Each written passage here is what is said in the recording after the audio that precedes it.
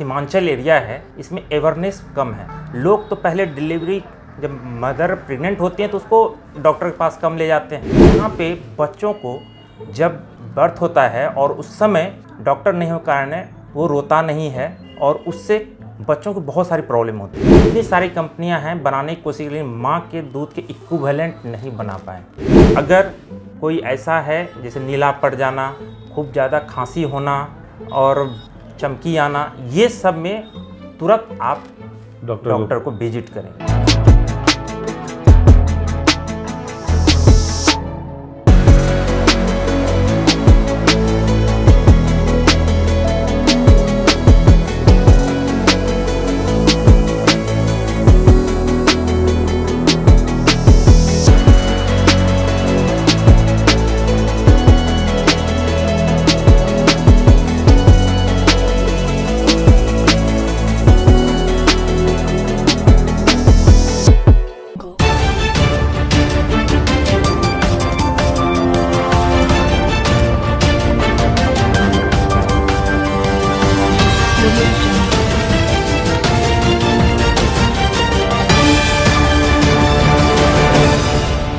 आजकल नवजात शिशु को लेकर सारे दंपति जो है काफ़ी परेशान रहते हैं।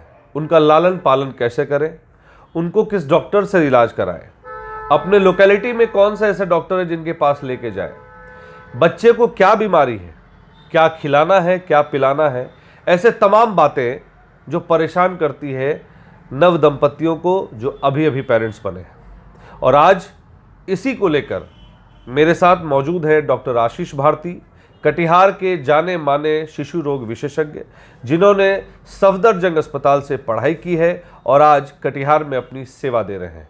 तो आइए बात करते हैं इस BMW न्यूज़ के इस खास कार्यक्रम में। मेरे साथ मौजूद है डॉक्टर भारती, डॉक्टर आशीष भारती।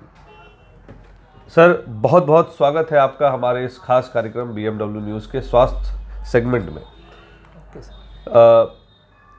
सबसे पहले तो आपका मैं बहुत बहुत धन्यवाद देना चाहूँगा कि आपने अपना कीमती समय हमें दिया।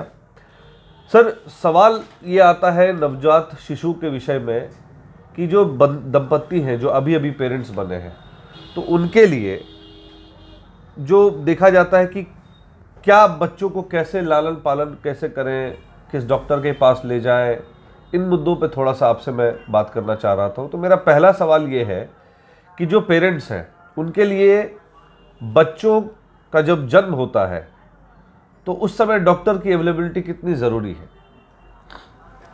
जब बच्चों के डिलीवरी के टाइम में बच्चे के डॉक्टर का होना बहुत ही ज़रूरी है, क्योंकि अगर बच्चे के डॉक्टर डिलीवरी के टाइम में रहेंगे और डिलीवरी के दौरान अगर बच्चा नहीं रोता है और डॉक्टर साहब अगर अवेलेबल हैं तो उस बच्चे को दिक्कत होने के चांसेस नहीं के बराबर होता है, क्योंकि उन्हें इस चीज़ की पूरी स्किल होती है कैसे बच्चे को क्रैक किया जाए।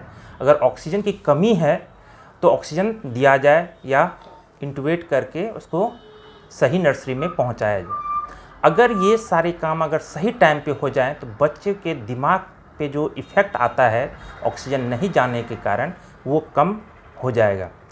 अब अगर आप इस इलाके की बात करें तो इस यहाँ पे बच्चों को जब बर्थ होता है और उस समय डॉक्टर नहीं होने के कारण वो रोता नहीं है और उससे बच्चों को बहुत सारी प्रॉब्लम होती है। जैसे बच्चों को सही टाइम पे नहीं चलना, बात नहीं करना, सारे माइलस्टोन डिले होना, सर का सही विकास नहीं होना, ये सब कारण से बच्चे सीपी में डेवलप करते हैं और वो बच्चे उस माँ बाप के लिए बहुत ही चैलेंजिंग होता है।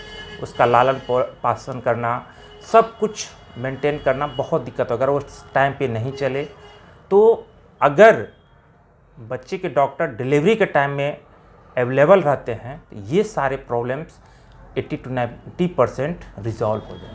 सर, लेकिन मैं आपसे ये सवाल मैंने इसलिए किया था क्योंकि हम अभी जिस इलाके में बैठे हैं और जो बात कर रहे हैं, कोसी सीमांचल का इलाका है, कटिहार ज़िला है और कटिहार ज़िले के शिव मंदिर चौक पे आपका ये बहुत बड़ा संस्थान आपने स्टार्ट किया है। लेकिन अगर इस पूरे एरिया को देखें तो जो एनालिसिस निकल के आती है, जो रिपोर्ट आ रहे हैं, वो कह रहे हैं कि 10 से 20% ही जो माँ बाप हैं वो अपने बच्चों को डॉक्टर के पास ले जाते हैं। मतलब जिस समय जो बच्चे का जन्म होता है उस समय डॉक्टर के पास सिर्फ 10-20% ही डॉक्टर अवेलेबल रहते हैं। तो ये पेरेंट्स की तरफ से क्यों है और इसके पीछे का क्या कारण है, क्या लॉजिक हो सकता है? इसमें अवेयरनेस, एक तो हमारे जो सीमांचल एरिया है इसमें अवेयरनेस कम है। लोग तो पहले डिलीवरी, जब मदर प्रेग्नेंट होती हैं तो उसको डॉक्टर के पास कम ले जाते हैं, और ले भी जाते हैं तो सही जगह जहाँ पे बच्चे के डॉक्टर अवेलेबल हो वहाँ नहीं ले जाते।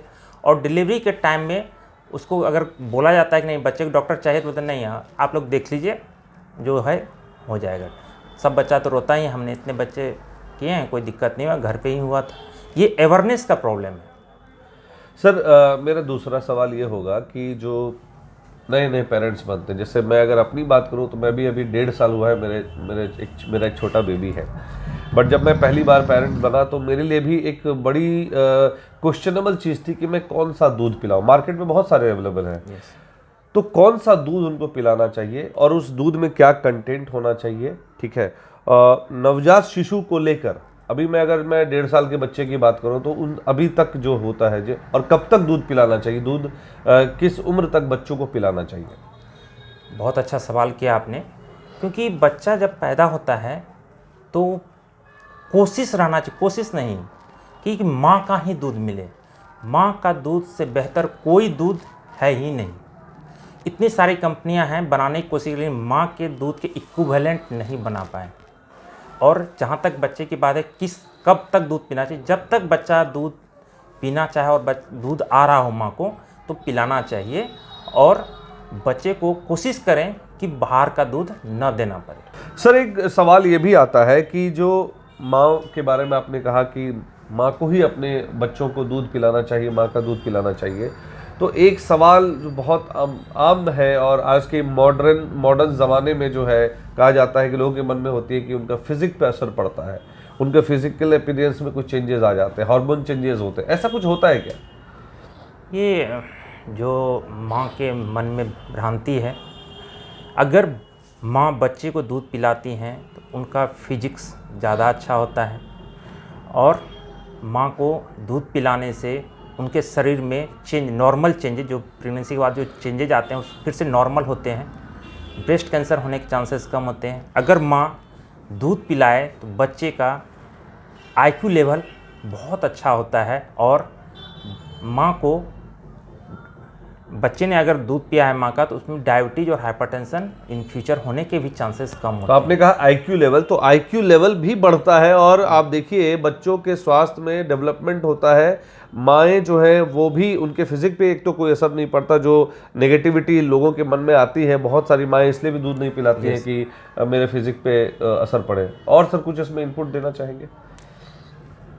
बस ये है कि माँ अपने आप को कमज़ोर ना समझे, माँ अपने आप को बच्चे को ज़रूर दूध पिलाएं। और बहुत सारी माँ को ये रहता है कि बच्चे का दूध, हमारा दूध पूरा नहीं होता है। अगर माँ अपना दूध पिलाएं तो वो खुद ब खुद दूध उतना बनने लगता है जितना बच्चों की ज़रूरत है। तो किसी भी बच्चे को माँ का दूध कम नहीं पड़ता है। तो ये नहीं सोचना चाहिए कि मेरे बच्चे के लिए दूध कम हो रहा है। अगर जितना बच्चा रोएगा उतना ज़्यादा दूध माँ के होगा। तो सर बात तो हो गई कि बच्चे को दूध पिलाने के। अब ये बताइए सर, मार्केट में जो दूध अवेलेबल है क्या वो बहुत ज़्यादा इम्पैक्ट डालते हैं बच्चों के ग्रोथ पर, या कुछ नेगेटिव इम्पैक्ट भी डालते हैं? हाँ, एक्चुअली सबको ना कुछ वजनदार बच्चे के चाह होती है कि बच्चा बिल्कुल वजन वाला हो, बिल्कुल, और जल्दी गेन करे, वो वजन गेन करे और मोटा ताज़ा लगे।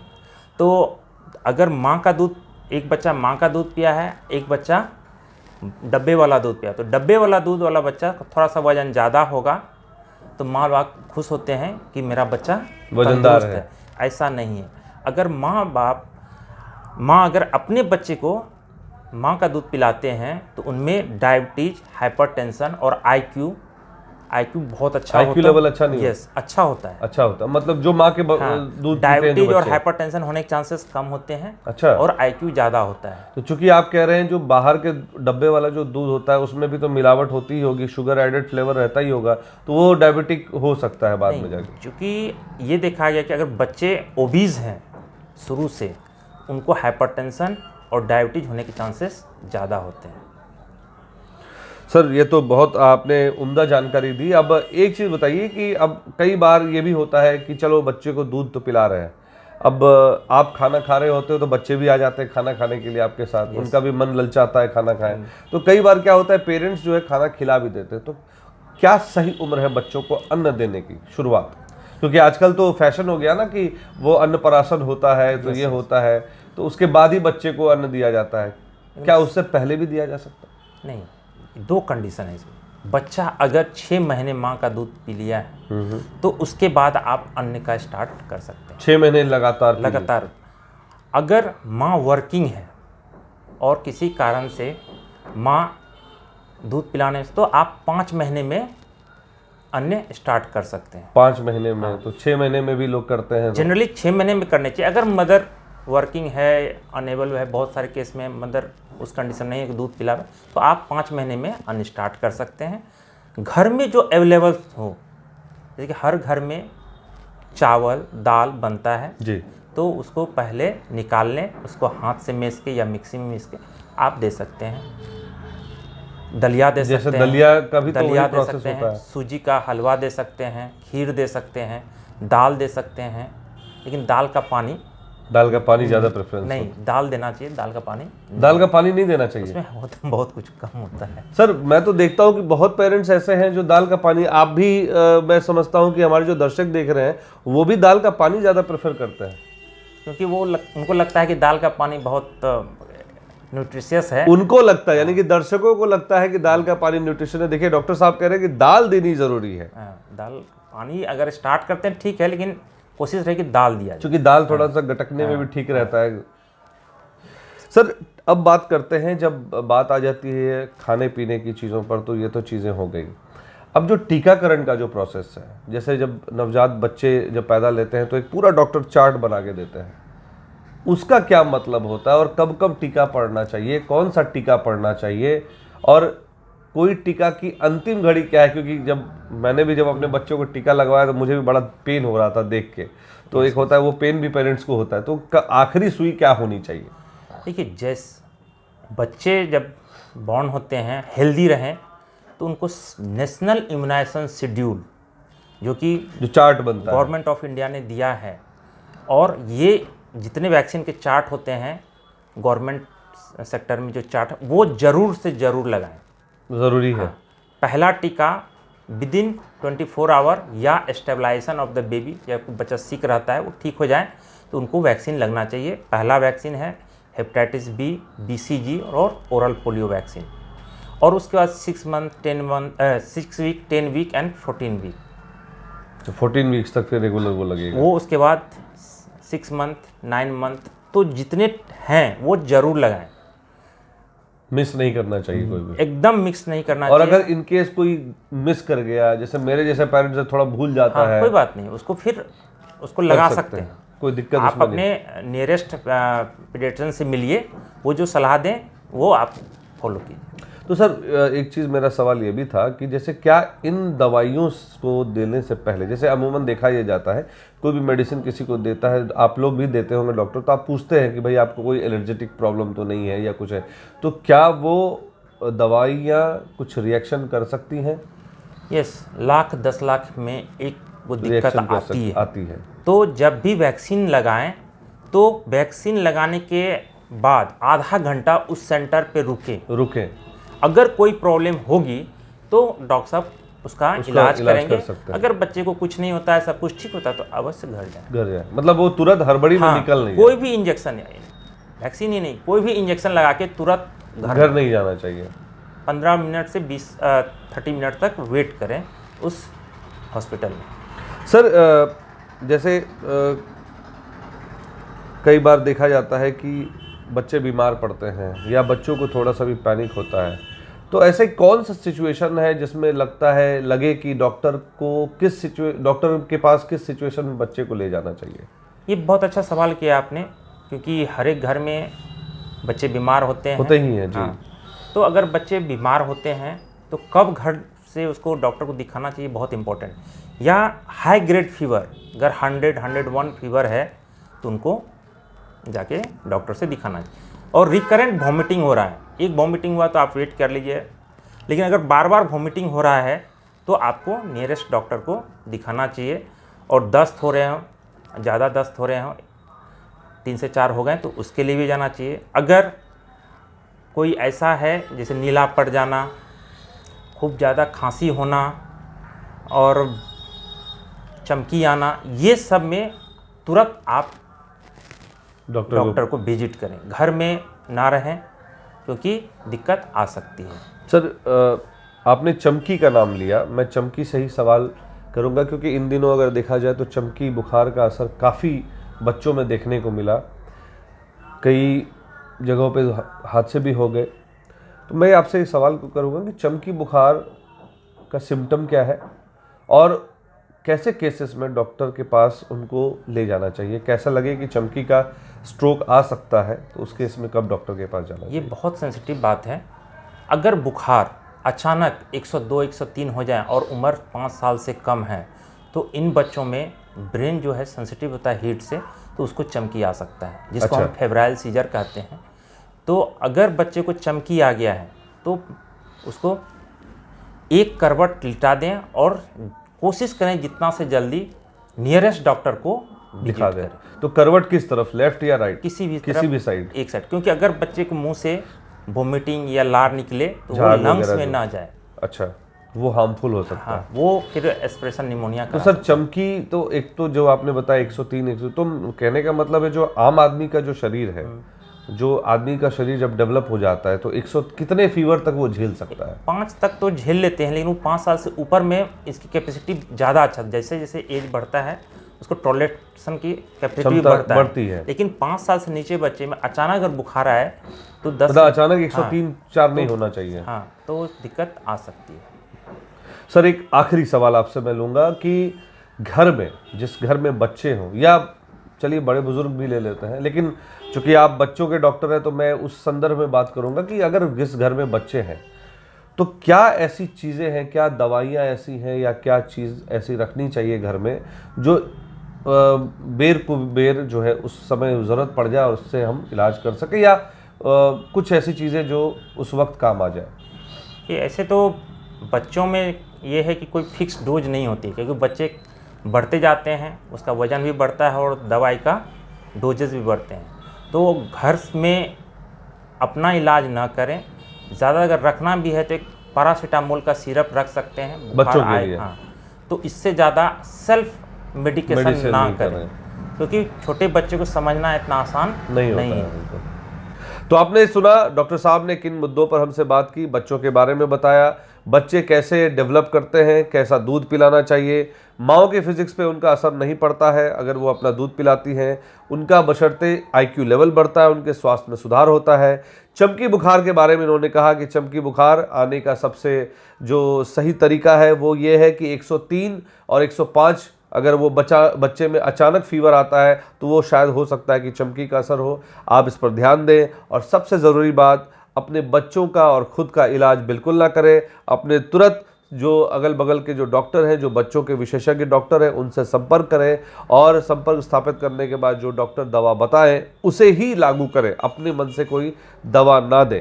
तो आप देख रहे थे BMW न्यूज़ का ये खास कार्यक्रम। हमारे साथ मौजूद थे डॉक्टर आशीष भारती, जो बच्चों के शिशु रोग विशेषज्ञ हैं।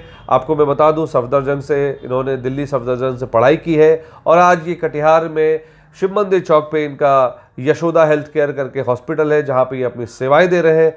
आप इन सेवाओं का यहाँ आकर लाभ ले सकते हैं। और अगर आपको कोई भी सवाल करना है तो आप इस कार्यक्रम के माध्यम से, अपने कमेंट के माध्यम से अपने सवाल हमसे ज़रूर करिए। हम डॉक्टर साहब से कंसल्ट करके उन सवालों का जवाब आप तक ज़रूर पहुंचाएंगे। फिलहाल के लिए आज के इस खबर में इतना ही, आज के इस प्रोग्राम में इतना ही। बाकी की तमाम खबरों के लिए देखते रहें BMW न्यूज़ बिहार और हमारी खबरों को लाइक करें, चैनल को सब्सक्राइब करें और ज़्यादा से ज़्यादा इस खबर को शेयर करें। धन्यवाद। हमारा वीडियो अगर आपको अच्छा लगा हो तो आप हमारे वीडियो को लाइक करें, शेयर करें और हमारे चैनल को सब्सक्राइब जरूर करें।